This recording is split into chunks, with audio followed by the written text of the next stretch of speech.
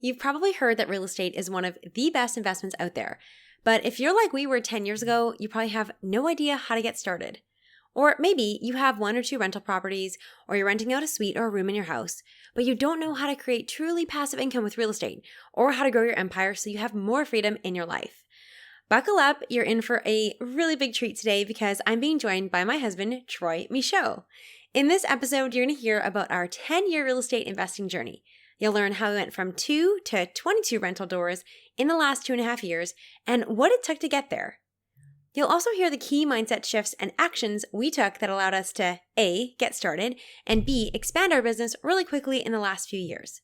Most importantly, I hope that you're going to stop telling yourself that it's too late, or you're not ready, or you don't know how, or stop being so afraid of failing that you never get started. We hope that you're inspired by our journey, you'll learn from our mistakes, which you better believe we're going to share on here too, and that you'll leave this episode excited to decide what's next for you in your real estate journey, whether it's just fulfilling your curiosity to learn more, deciding to buy your first investment, or maybe your 100th. Welcome to the Goalden Girls Podcast, where we believe you can have it all. I'm your host, Lisa Michaud, and I'm spilling tangible tips, goal-getting strategies, and real-life stories to inspire you to tackle your biggest dreams. You're a woman who knows you're made for more. Get ready to leave the excuses and self-doubt behind by being vulnerable, sharing your truth, and having honest conversations so you can succeed on your terms. Together, we'll set goals you'll actually achieve by staying motivated, having fun, and building a community of women empowering women. It's time to tap into your best self, get confident, and truly have it all. Goalden Girl, let's dive in. Hello, Goalden Girls and guys out there. This is a really special and a little bit of a vulnerable episode for a few reasons. Today, we have our first male guest ever, and I have to say he's pretty awesome because he's my husband. Welcome, Troy. Thank you. Thanks for being here, babe. I am definitely a little bit nervous and also really excited to have you here. I think it's going to be a lot of fun. He's a lot quieter than I am. You should just know that right off the top. So we've never recorded an episode together like this, and we are very different people. This is your first podcast, am I right? Yes. But we're just going to have fun, have a conversation, and know that it's a whole new experience for us. But if we built a real estate company, I feel like we could probably do a podcast episode together too. I guess we'll find out. All right. So a lot of you guys know that we are real estate investors, and we have been for about 10 years now. And lately we've been getting a lot of questions about how we did it, how we got started, how we expanded. And rather than leaving you guys in the dust, we thought, hey, you know what? Let's share a little bit of our journey. So today we want to start by sharing with you our story, what we've done, and some of the pivotal moments that took us from no properties to 2 properties to 22 rental doors and our primary residence. So should we get started? Let's do it. All right.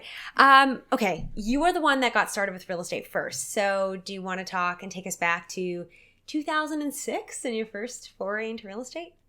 Sure. Yeah.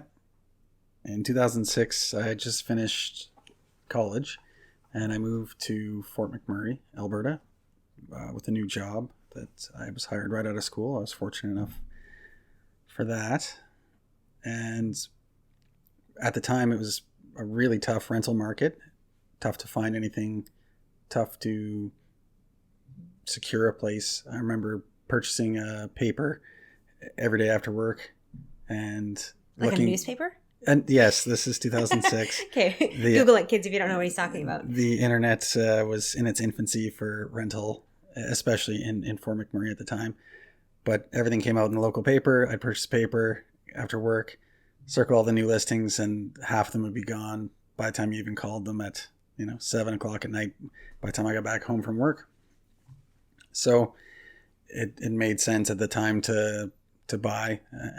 A lot of people were cautioning against it because it was such a hot market. It was tough to get into, multiple offers on everything, but I knew that I was planning to be in Fort McMurray for years, so it made sense to buy, not have a rental expense every month, and to build equity in my own home. So that's sort of what drove me to it. So I bought a duplex. I guess it would be considered maybe a townhouse. Yeah, like half a duplex. Yeah, it was a townhouse, 3-bed, 1.5 bath townhouse. Lived there for 4 years, I think. I'm just doing the math in my head. I think 5 years-ish. 5 years. Yeah. So once we got together in 2010, we were working for different companies, both of which had offered subsidies for rentals and for purchasing because the rental market was so overheated at the time. And you had been on a rental subsidy that was expiring, and so it kind of made sense to purchase a property jointly and keep the other property as a rental. It had appreciated at the time a fair bit, probably 30 or 40%, but also the rental market was still pretty hot, so it made sense to keep it as a rental, which is what we did. Moved into our home together, and that's basically how I ended up with a rental property, the first one. I love that. It's really, so the house that you bought, like, just to put this in perspective, this was in 2006. It was a patio home. It was a 1970s home. Like, it was nice, it was comfortable, but it wasn't anything fancy. Nope. But it was the most I think you could even get at the time because you were fresh out of school as far as a mortgage, right? Yeah, limited down payment and limited credit at the time. So definitely went with the most I was approved for, I think, was $350,000 mortgage, and I think I paid $336 for that patio home. Wow, so cool. Okay. We also, something that Troy and I both talked about before this episode that we really wanted you to take away from this. What we don't want, I guess, is that we don't want you to listen to this and think, oh, well, I didn't start 10 years ago, or it wasn't in Fort McMurray, or I missed the boat. And these are all stories that I think we've all told ourselves at some point. And we don't want you to just listen and say, oh, man, well, if I'd done this 15 years ago, then I'd be okay. And yes, maybe you would be. But the point is that there's still opportunities now. And as you're going to hear in our story, for 6 years together, as landlords, we only had one rental door, and then went from 1 till 4, and then now we have 22. So literally 19 of them have come in the last 2 years. So we don't want you to hear this and think I wasn't in Fort McMurray, or I didn't have that exact same opportunity, and think that it's not possible for you. Because if you're always thinking that, if you're always waiting for the market to crash to find the right opportunity, or you're just waiting to be ready, you're never going to get started. And we were just chatting about this too. There's still some opportunity in Fort McMurray. I think we just saw an article a few weeks ago that was saying it is now the most affordable, income per capita housing in Canada.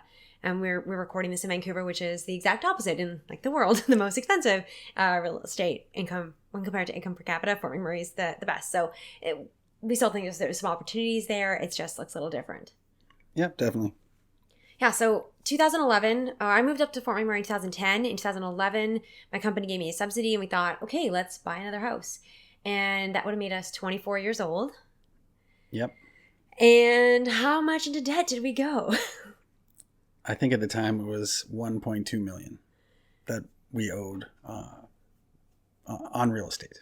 Yeah, which it sounds like a lot, even to this day. That makes me a little scary.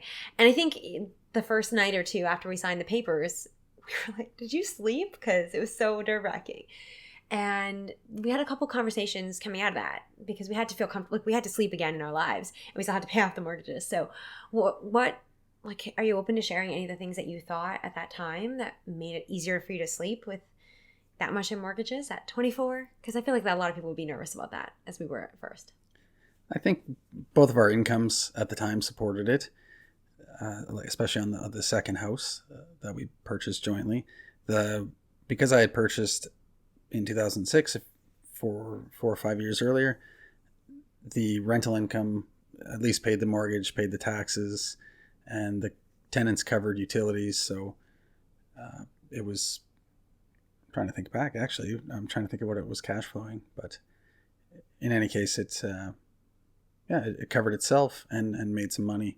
Couple $100 a month, and we had 2 incomes of our own. So even if you lost one income, which wasn't really likely, I shouldn't say likely, but it was unlikely that we'd lose both incomes at the same time. So I was comfortable with that. We were able to service the debt, and we were covering the debt on the original house, and it was cash flowing each month. So I thought we were in pretty good shape and felt comfortable with both properties. Okay, you were way more logical about this than I was, which kind of makes sense for us. I think, just to your first point, one of the things that at that time, the bank approved us for way more than even what we ended up buying. So we kind of bought under like a house that was less nice than what the bank would have approved us for. So I think and that's something we've kind of done consistently at a few points in our lives. And I just wanted to share that as a bit of a strategy, or a bit of a thing that we've done differently than maybe what most people would do. Is on our primary residence, we've always had a slightly less nice house than we could have, or that the bank said we could, quote, afford. And I also remember having some conversations and being like, okay, what happens if like we fail on, like what happens if like we're in debt and things crash and we lose our jobs and everything happens, and we both had to come to terms and be okay with, if that happens, well, we're gonna have to start over. We're gonna have to, well, I guess, claim bankruptcy, and we'll go live in our parents' basement, and that'll be that. And I want to say that because I think there's a part of us that had to be comfortable with some risk to get into real estate, because we could have sold your other house, made money on it, and then just walked away and had a nice house and never looked at it again. But we thought, you know what, we want to build something bigger than us. We want to create more income, but it did come with more risk, and that wasn't something that we just jumped right over. Like, we actually had to think about it, talk about it, and feel good about it. And I think something else there too is that we had confidence that we were going to be able to rebuild. We were still young, and I mean, I feel like we're still young, and even at 50, we'd still be able to rebuild, because you always learn, and that's how you grow. So it's not that we were irresponsible about borrowing the money or that we didn't care about it. It was just that we knew that we'd be able to figure it out, that we would be willing to do what it took to be successful. And I feel like now, what is that? Almost 10 years later, it feels pretty cool that I feel like I feel the same way, and maybe even more confident now than I did then. So that was basically our first jump into our first rental property. And from 2011, 2014, we owned our house that we lived in, and then we rented out what used to be just Troy's house. So why don't you chat a little bit about in 2014, what we did there? Because that was kind of a big change. So 2014, the oil prices globally were on the decline, and generally I think the world economy was kind of slowing a bit. But Fort McMurray is heavily tied to the development and production of oil, and a lot of the major projects were being put on hold or canceled up there. So that, coupled with the fact that the biggest problem that Fort McMurray had was land. There was no land in Fort McMurray, which is what drove the lot prices up. Like our second house that we purchased in 2011, the original land price, I believe, was $450,000 is what it was assessed at. Just the land, not the house, it wasn't an acreage. It was big enough for the house, and I think there was, maybe 6 feet to the lot line on either side, and a small-ish backyard, and not much of a front yard either. So it wasn't a very large lot for $450,000. But that's what happened, is a couple areas of town had opened up, large tracts of land, and around the airport was one, and Parsons Creek North, close to us, was another. And I think, don't quote me on the numbers, but it was supposed to house 20 to 30,000 people, these master plan communities. And Fort McMurray itself was only around 100,000 people at the time. So there was basically 30% of the size of the city was reopening. So I kind of saw that, coupled with the price of oil on the decline, and decided it was time to sell. So we sold our rental property. Worked out good. Actually, the tenant had decided to purchase their own home and vacated in the summer of 2014. So we put it on the market, sold it that fall, and then started looking for a new job, I guess, was the other big change. And this, just in case you're wondering how this all coincides, this is right around the same time as my health scare. and my whole realization of wanting to live in Vancouver, wanting to do something different. And I remember one of the things you said to me was, all right, we lived my Fort McMurray dream for a while. Let's go live yours. And so it kind of all these things were happening around the same time, just to layer in like my kind of personal health scare journey with the real estate piece too. So even at that point, we could have kind of cashed out and been like, okay, that was great for, 3 or 4 years. And I think we even talked about it. We're like, do we want to continue doing this? Because we saw that, or we had a sense. And like, let's also say this, we're not geniuses. You're very smart, but at the same time, we didn't know for sure if it was going to go down. It was we thought an educated guess. We'll call it. Yeah, that's a good way to describe it. But we decided we did want to continue to invest. And there was a couple of key moments in here too. And one of them was, I remember the conversation around, well, how do we be landlords when we're not living in the same city? And I remember you didn't want that hassle. It was like, well, what if the toilet's leaking, or what if something happens and we're 3 hours away or 5 hours away or 20 hours away? And that was something we had to overcome. Was there anything that you would say to someone else who's maybe in that same place right now, thinking like, I don't want to own a property in a different city than me. I don't want to be, quote, an absentee landlord? My advice, and the personal route that we've taken, is to not truly be a landlord at all in terms of the day-to-day management of it. So price that in to your purchase to ensure that management is included. A lot of times that you'll see cap rates thrown around. A lot of times that doesn't include management, maintenance, or vacancy. So those are a couple of things to consider when you're looking at a real estate investment. But that's what I would recommend, is if you're going to do this as a side gig or not necessarily your main income stream, then I would probably look at property management, because that in itself is quite a bit of work. Yeah. So I think right there is that was a pivotal thing for us to realize that we wanted to continue to grow. In order to do that, we would have to be absentee landlords, because the chances of us finding, 20 properties or 100 properties or 1,000 properties in one place was that we happen to live in also was pretty unlikely. And we also realized that if we wanted to scale, that we weren't actually going to be able to do that, because by the time we managed 20 properties or 100 properties or 200 properties all on our own, that was basically giving us like a second, third, and fourth job. And we didn't want to do that. So now, like basically from this point on, from 2014 onwards, we always made sure that any investment we looked at through the filter of, can this investment sustain itself while also paying a property manager to do the work? So we can focus on the strategy piece and manage the managers in a way, but we don't have to do the day-to-day stuff. So that was a really big, I think, turning point for us too. Okay, and you came up with the idea of what our next investment was going to be. So why don't you share a little bit of what that was, what we did?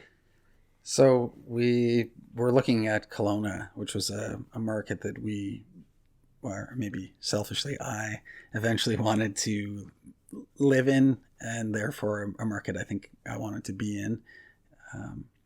So we ended up touching base with a real estate brokerage in Kelowna, and they sort of facilitated rent-to-own deals. So over the course of the next 4 years, we ended up doing 2 rent-to-own deals in Kelowna. Okay, so for anybody who was like me when you first came to me and said, let's try rent-to-own, and I said, what is rent-to-own? Do you want to just give a quick synopsis on that? There's a couple different ways to do it, but we did sort of the tenant-buyer focused route, which basically the tenant selects the house that's available on the open market on MLS, and you obviously do your due diligence on the property, get an inspection, that sort of thing, but you qualify for the financing, you put the down payment down. There's usually a small deposit that the tenant buyers will come up with up front, and then you set up a payment schedule. Part of their payment each month is a deposit building amount, which at the end of their term, they'll have built up a larger deposit to be able to couple with their initial deposit to put a large down payment down on the property. And also they work to fix their credit while this is going on so that they can qualify for the financing and eventually purchase what is hopefully their dream home, or at least something suitable for their needs. Yeah. So we really looked at it from a win-win perspective, as we would get to, it's a great way to have tenants that actually care about the property because they're ideally going to purchase it from you. There's some security there because we had the deposit from them. They were actually responsible for the maintenance, which also helped because, again, we were still in Fort McMurray at this point and they were in Kelowna, so that helped things as well. And we ended up doing 2 deals, and it was a great win-win because the family in the end ended up being in a great home and really happy with it, and they got a really low price on it because the way that rent to own works is when you sign the initial agreement, you decide on a purchase price in the end of the term, whether it's 2 years or 3 years or whatever.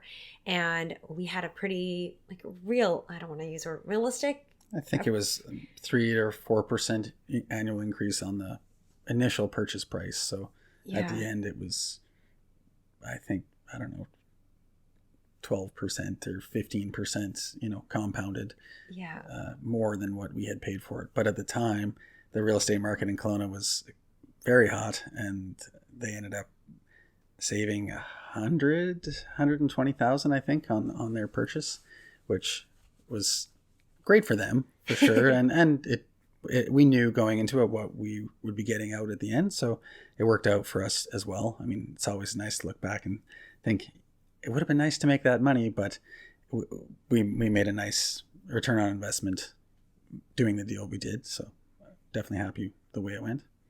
Yeah. So as you can tell, we've done a lot of different things over the years. So in between, I guess, 2014 and when we finished our rent to own, in 2015, we ended up selling the house that we lived in Fort McMurray and moving to Vancouver. And we ended up buying the condo that we lived in Vancouver. And I think there's a couple things about that stand out to me. One of them, let's talk about this because you kind of touched on it at the beginning, about what it was like to buy a house in Vancouver in 2015. Yeah, It definitely felt a lot like it did in Fort McMurray in 2006. Everyone said the same thing. The market's going up. It's too hot. It's going to crash. It's going to... And I mean, maybe it will. And who knows? It's only been 5 years, and there's definitely signs of softening this year, especially with COVID. But we sort of looked at it as it's our primary residence. It's where we're going to be long term, and paying rent is ridiculous. I shouldn't say it's ridiculous, but the prices are quite high for what you get. We knew that we wanted more than just a 1-bedroom place. We knew we wanted to be downtown. And so with the equity we had built up in Fort McMurray, we were able to put a nice down payment down, and our rent was not, I shouldn't say our rent, our mortgage payments and taxes were probably less than what we would have been paying for rent on something smaller than what we ended up purchasing. So I think it worked out. Totally. It was also, it was definitely a little bit scary. I had some of, every news article you read, every headline was Vancouver market crashes or it can't keep going up. Every expert was saying, it just can't keep going like this. I think we started looking probably in about, January, February of that year. And we started getting more serious around April, May when you got a new job. And we would look at properties and they'd be sold right away. And we came down to see a property and it would be sold by the time we left the viewing. And when we moved down here, it got a little bit, I could actually go to the showings. But it was crazy. Everything was multiple offers, going, 50,000, 100,000, 200,000 over listing price. That was not uncommon. And we put offers on, I think, 3 places before we got the one that we live in now. So yeah, it was wild. And we definitely had to have some conversations around, are we comfortable with this? What if the market crashes and what would we do?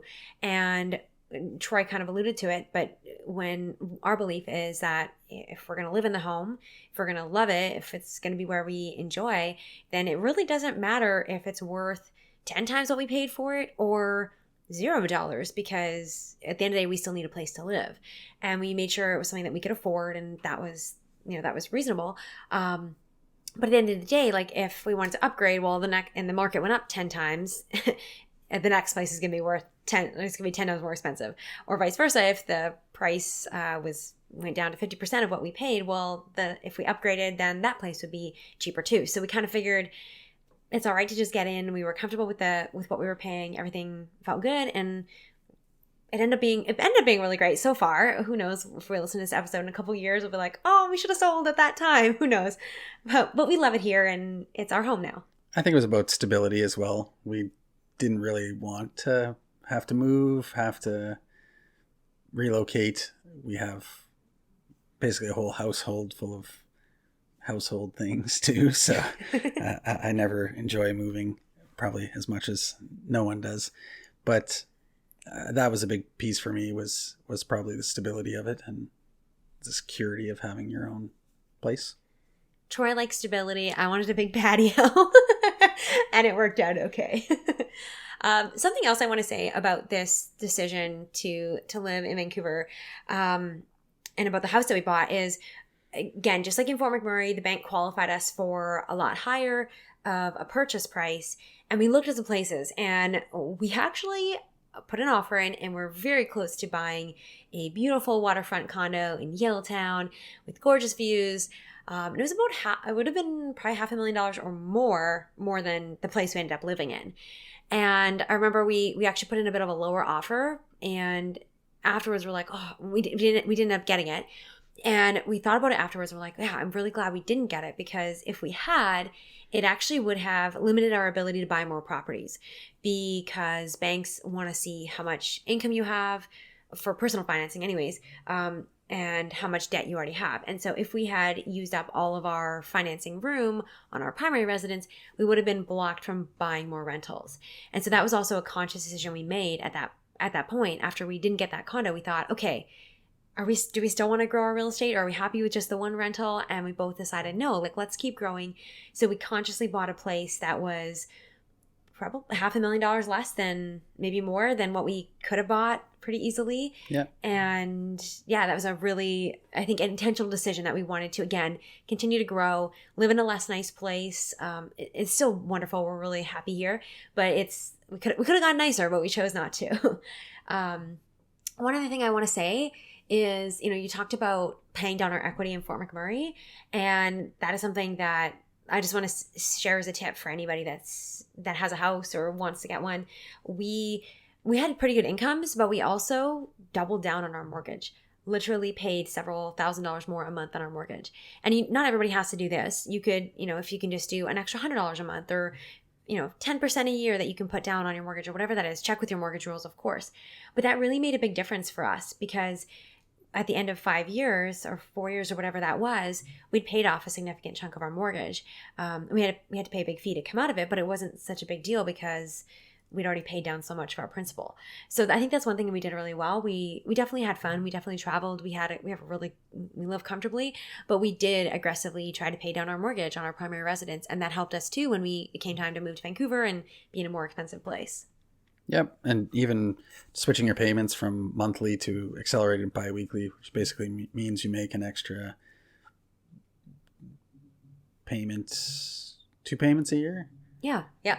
That it shaves, I think, over 4 years off a 25-year amortization mortgage. So definitely something to look into, that a little change like that, you probably wouldn't even notice it off your monthly pay, and take 4 years off the life of your mortgage. Yeah, that's really good. So I hope you're hearing there's lots of conscious little decisions. It wasn't just one thing or one action or one property that we bought that brought us to where we are today. It's been a lot of little decisions and actions that we've taken that have allowed us to be where we are today. So you don't have to be where we are in 5 years or 10 years or 1 year or ever. But if you just even take one or two of these little things that we're sharing and start to implement them, it'll make a difference in your life too, like it did for us. Okay, so 2016, 2017 are a bit of a blur, I think, because I was pregnant for a lot. But we sold our initial Kelowna rent-to-own property. We purchased another rent-to-own property to replace it. And then in 2017 was kind of a big year too. Do you want to talk about, you want me to talk about this? He's pointing at me. Okay, so that, we ended up getting pregnant, and we were going on a trip to Napa, and it was a surprise to have our lovely daughter. But when we were there, we were in Napa enjoying it, and we realized, you know what?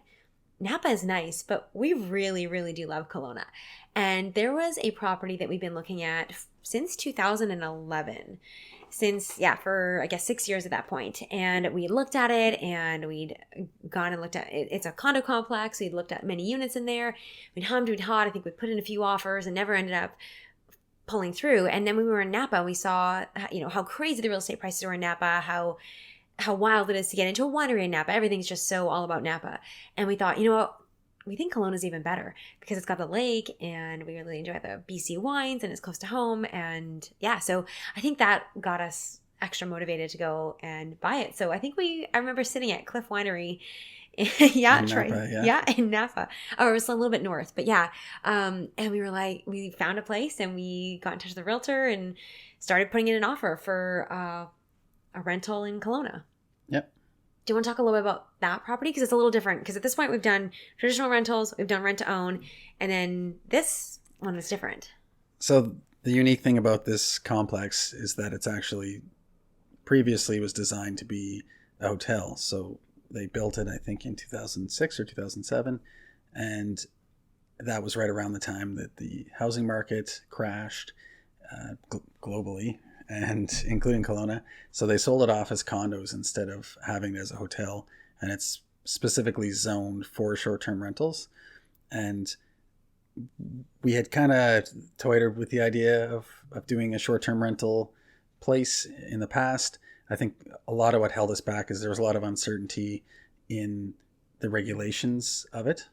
And because this place was actually zoned for commercial short-term rentals, it was one of the few properties in all of Kelowna at the time. I think there's maybe one or maybe two other ones that did this. So it made sense to purchase in this complex. We found a unit that was perfect for what we needed. It was fully furnished, which a lot of them do come fully furnished. Yeah, after all those years of looking, we finally just did it. And I love that you just bring such a different perspective to this. So I'm so glad you said all those things that you just did about the fact that Airbnb, it was really uncertain. We didn't know if it was going to be outlawed, whatever, but we knew this building had potential because it was zoned. So that was really unique. It was also across the street from where we got married, which is kind of cool. And we've been looking over years and years and years, and they're in the property. There's 1 bedrooms, there's 2 bedrooms, there's 2 bedroom plus dens, there's 2 bedroom lofts units. And we did a lot of research to figure out which one had the best return on investment as far as what could you rent it for in the off season, what could you rent it for per night in the on season versus the purchase price. And so there was 6 years of thought that went into it. But yeah, we ended up purchasing that. And what we do is basically every year, kind of from September till April, May-ish. Yeah, we do a longer-term, short-term tenant. I don't know how to say that. And then in the summertime, we end up doing short-term rentals. So that we've been doing that for a few years now. Yeah, and to back it up to the regulations on it, I think since then, Kelowna has implemented restrictions, and actually the government of BC has implemented restrictions on short-term rentals. So it's supposed to be your primary residence. You can only rent it for half the year or less as a short-term rental, and a few other things. So we are exempt from that with this property because it's zoned correctly. So yeah, that's a good point. Yeah, it ended up being great. It's probably our least performing property in some ways. Kelowna's been a bit of it's had some ups and downs over the last few years in terms of smoke and fires and flooding and a few things like that. And COVID. And COVID, yes, 100%. But I would, it's definitely one that I think the long-term vision looks good. Yeah. I guess we're always open to seeing things and changing, but for now we see the potential there still. So it's pretty cool. So that was our purchase and remember, I was not drinking wine in Napa. So, that was our decision there to purchase from there. And I think that year, I don't know if it was like something in us that wanted to start nesting, but then we also were like, okay, what else can we get? I think we just sold our other rent to own or something around that time, and we thought, what else can we do? And funny enough, we started looking for, I should back this up a little bit. Something we always look for is properties that can cash flow. That's something that's really important to us. We don't want to subsidize any property. And as the markets, or especially around BC, started getting hotter and hotter and hotter in that time, and still to this day, we started trying to figure out where can we go and still cash flow positive. And that's what was one of the things that makes that Kelowna property unique, is that because of the short-term rentals, there's a higher rental income. It can cash flow positive. But our next one, we had to look all the way back to my hometown of Port Alberni, which is so funny because it was kind of under our nose the whole time and we never thought about it. Yeah. So that was our first time going into multifamily. What was, like, do you remember? I don't remember the thought process there of what we did, how we decided, but somehow we ended up thinking, let's go for a duplex. Yeah, I think there's some economy of scale with multifamily versus single family homes. You got one roof, one utility into the building, one garbage provider. There's a lot of things that you can have two tenants and not have to have two repair bills. Yeah. Yeah. So this was our first adventure into it. We looked and we ended up buying a duplex, and that's been our little, like the little engine that could. It just kind of keeps chugging along. It's actually been a really great little investment. And yeah. The town continues to change and evolve, and I think we've done a good job. Like all our properties, we want to make sure they're comfortable, that they're safe for people, and I think it's helped kind of just improve even that neighborhood a little bit by investing well in it. So if you're keeping track, that we're now in 2017, which means that for the first 6 years of being real estate investors, for 6 years, and for 12 years of Troy being a homeowner and real estate owner, we only had our home and one other rental. And this is like 2017 was really the year when we started exploring a little bit. That's the year we went from just one rental to 3 doors, and kind of got us, like, I feel like things have exploded since then. So do you want to chat a little bit about 2018 and what we did there? I mean, besides having our daughter, who is... Yeah, we had her. That really exploded our life, too. In February, yeah. We kept looking around in Port Alberni. We were looking more at multifamily versus single family or a condo or anything of that sort. And we happened upon a 6-unit apartment building that made sense, in terms of income and expenses, and bought it. Yep, that's a short story. That might be a lonely story, but what is really, I want to point this out too, is we, especially you now, you do a lot of this now.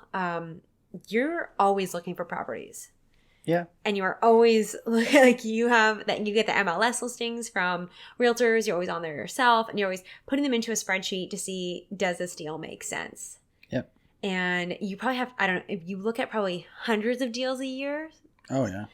Yeah. And we maybe buy 1 or 2. So yeah. Just to put that in perspective, so you guys understand how much due diligence we do, especially you do a lot of this, how much research, and to find the right properties. Like, we're not interested in just buying any property. We want to find really great properties that cash flow, that have potential for us to add value, and that we think has stability. I know stability is a big value for you. So, something that's not super overinflated, or at least we don't think it is. And that basically what we do is we buy businesses in the form of real estate. And the property's got to be able to sustain itself. Yep. Is that accurate? Yep. Anything else you want to add to that? I think it was a bit, the building was in a bit of disrepair. It definitely needed some work. When we first purchased it, there was, of the 6 units, there was probably 3 furnaces that were literally deemed unsafe to run by the gas fitter that we had inspect them. We had them replaced, obviously, immediately. But there was hot water tanks that were years and years and years old. I think one was from 93, so that would have been like 15 years. No, 25. 25 years old at the time. So yeah, I think it had been neglected over the years, which was great for us. We were able to get it at a reasonable price and add some value to it.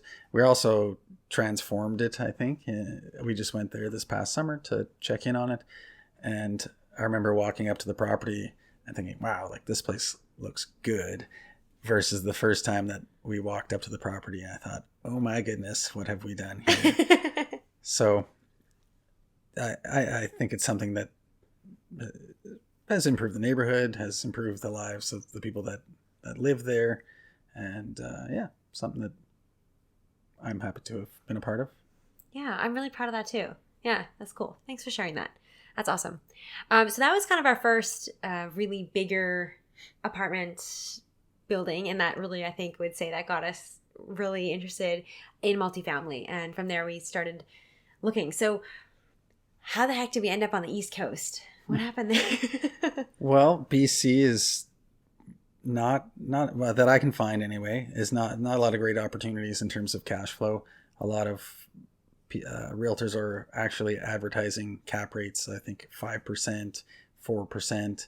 And as I kind of mentioned earlier, a lot of them don't actually factor in maintenance, management, and vacancy. So you're getting really, really low in terms of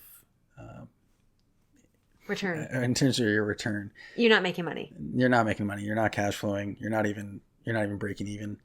You're paying monthly into it. And that's even with, 25% down on some of these properties. So it's not very lucrative. I think a lot of people are purchasing properties based more on appreciation. They think the market's going to appreciate 10% or 20% or whatever, which is a different strategy than what we're going after. So we realized BC was kind of no longer for us, and we started looking at other markets.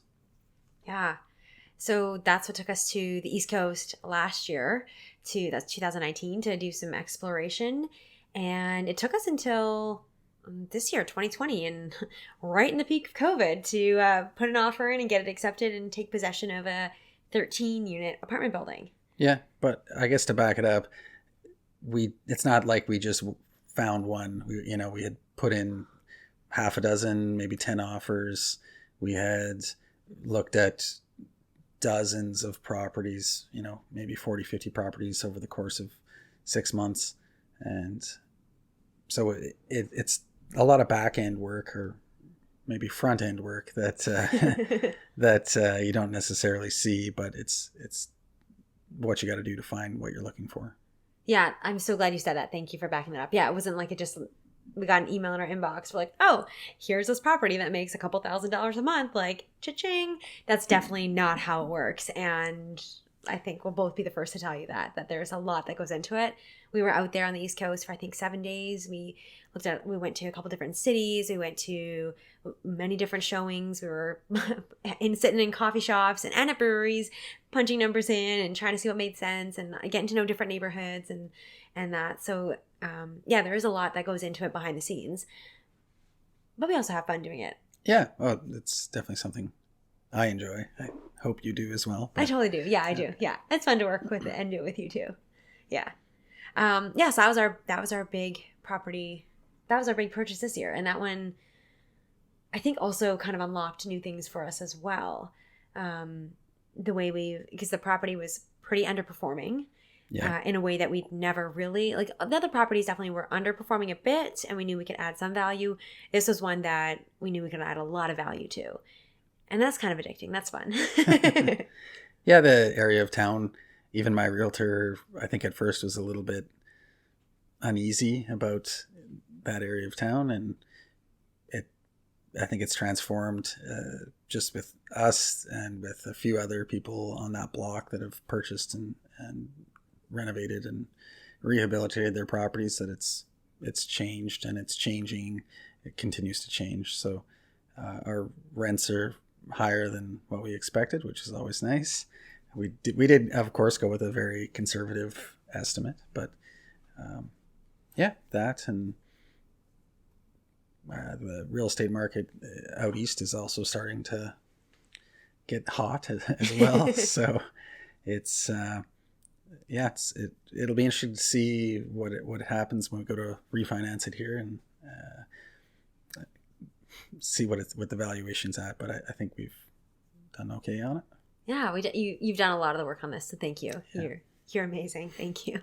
And that's one, like, we've had to do a lot of renovations, and obviously we're not only is it COVID and we're allowed to travel, but we're also on the other side of the country. So, we've had property managers look after that, and that's like a whole new level of comfort for us too in exploring that. But I think it's gone well. We just made sure we factored in all those costs, and as we were doing our analysis, and that we were overestimating in some cases just to be super cautious and super conservative. But yeah, it's been really good. And I'd say that has probably changed our strategy, because in case you're wondering, when we started this whole thing like 10 years ago, we didn't really have much of a strategy, did we? No. It was like, hey, we just have this spare house. Should we keep it or sell it? Let's keep it, right?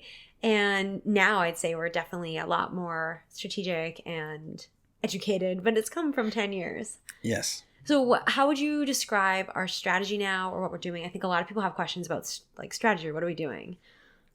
So probably most people have heard of the BRRRR method, which is buy, rehab, renovate, rent, refinance, and repeat, which is essentially what we're after. So look for an underperforming property and rehabilitate it. Like in this case, the property we were just talking about, 6 of the 13 units weren't even habitable at the time.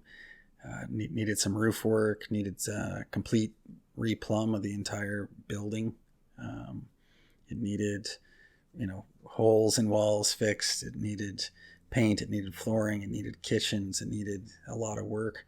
And so, our strategy is to look for properties like that are underperforming, and then get the rents up on the building, take it to a commercial lender to refinance, get a more attractive interest rate than what you might be paying if you're using a hard money loan, or if you're using your line of credit, or whatever other means you're using to initially finance it. Get it refinanced with a bank and take that. Hopefully, if you're luckier and if you've planned properly, take your initial investment back out of it and go do it again on another property. Yeah. So now we kind of know what we're doing. Well, I hope so anyway. Yeah, I think we do. I think we've learned a lot, and that's pretty cool. Pretty cool to learn. So now, and this is something that everybody comes up against, well, most people come up against at some point, is there's only so much that you can borrow personally. Because when you finance a property personally, they look at your personal income, and obviously there's a ceiling to that. Even if you make a couple $1 million a year, there's still a ceiling there. So we started hitting that, which got us looking at different kinds of financing. So we looked at commercial financing before, and initially we were a little resistant to it because we're like, oh, it costs more. But really what we've done is we've just said, okay, well, if we can still make money, if the deal still supports it, that's okay to pay a higher interest rate. It's fine. And now we're exploring more creative financing options. And we've got some private investors coming in that are helping us finance some properties. And kind of like the rent to own, I would say. We're looking at more win-win situations, a little bit more creative than the traditional kind of just rent out one property, one door, which is pretty exciting to be doing. Yeah.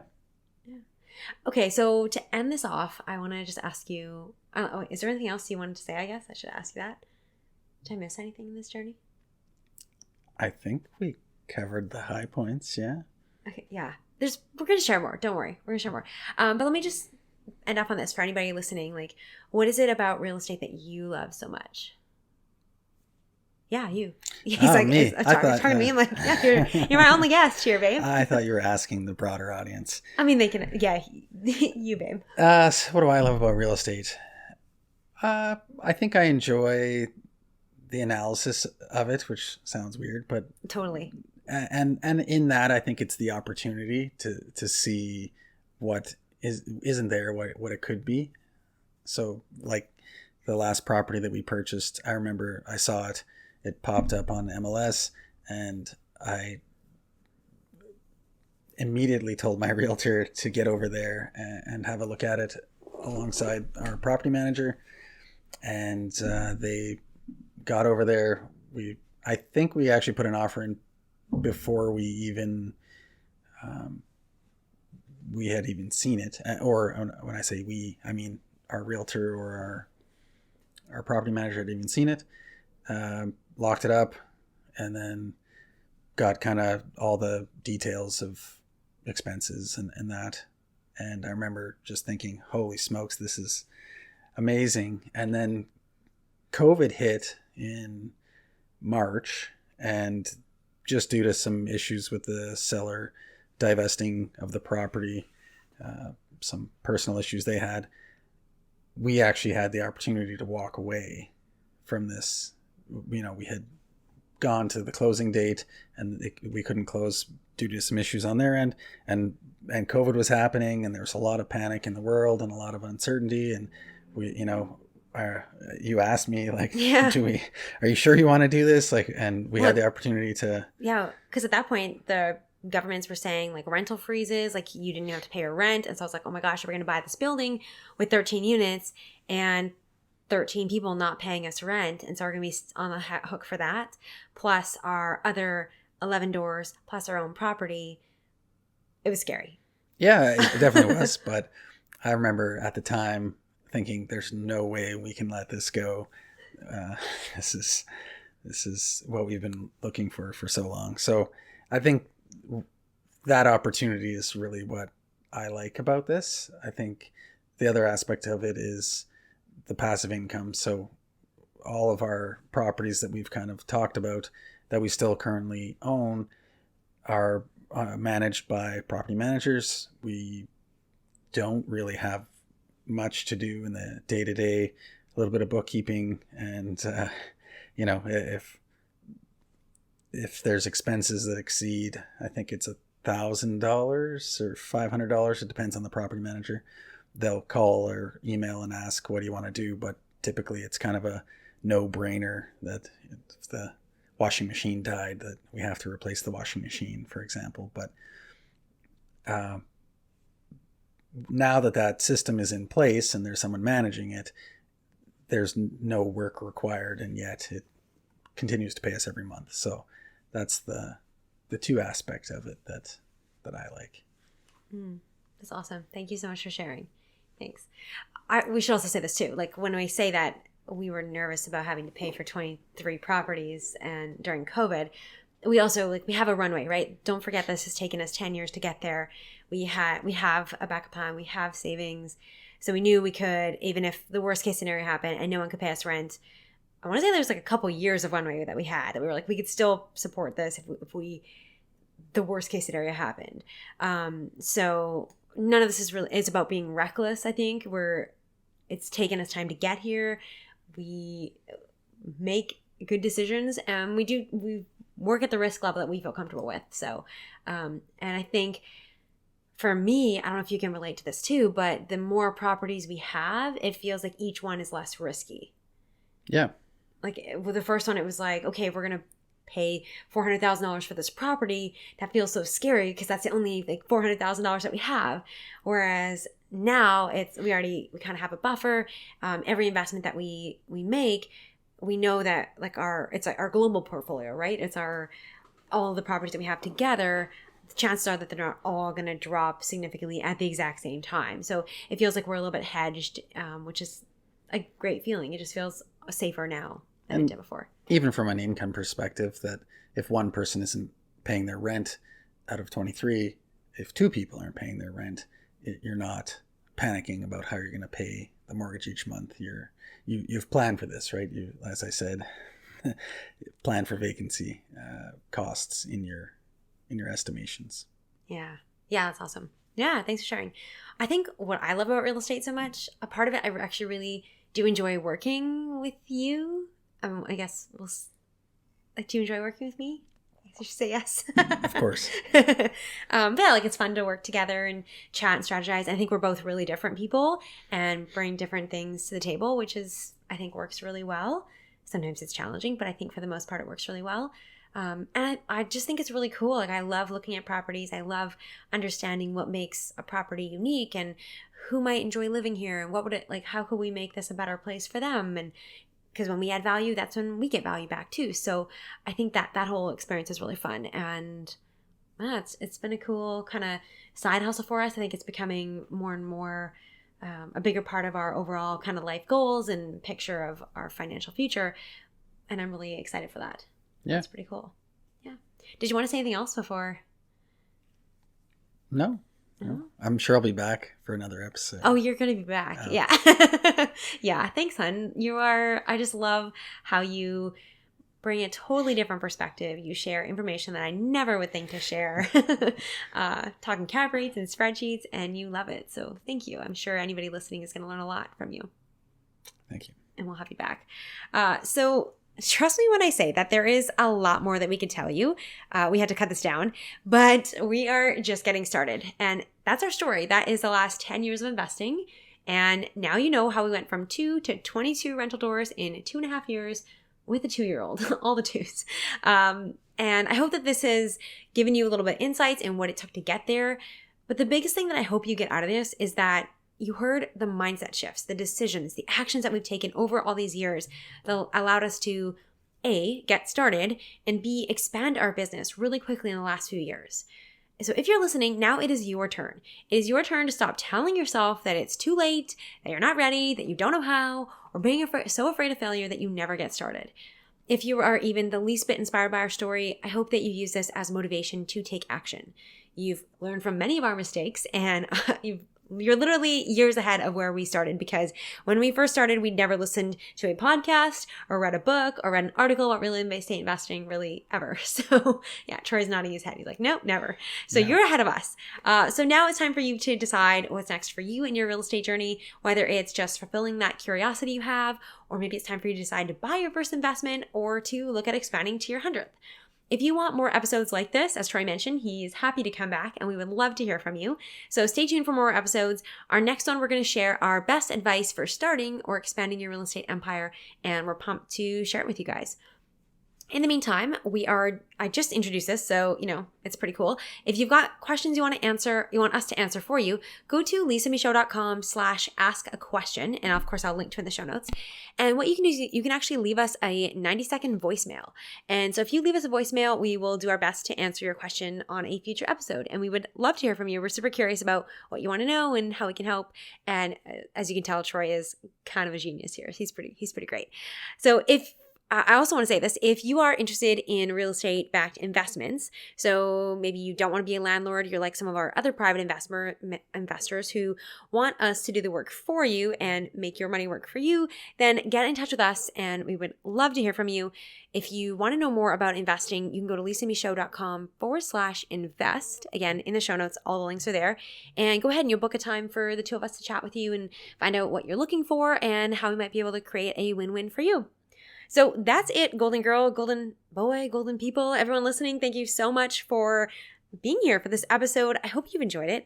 If you haven't already, please take a moment, hit subscribe on this. A lot of the episodes I'm going to be doing with Troy are going to be bonus episodes, and you're only going to hear them if you are subscribed. So make sure you go and do that. And please take a moment to leave a written review so we can continue to do this and get the word out there to more people. So a big thank you to you again, honey. You're the best. Thank you. You're welcome. And we will see you guys on the next episode. Thank you so much for listening. If something spoke to you, send me a message by sharing this episode and tagging me on social media. If you know someone who would love to hear this episode, please share it with them too. Because I love surprises, make sure you subscribe to the Goalden Girls Podcast today. It's the only way to find out about bonus surprise episodes and make sure you don't miss a single beat on your golden journey. Thanks again for listening, and I will talk to you in the next episode of the Goalden Girls Podcast.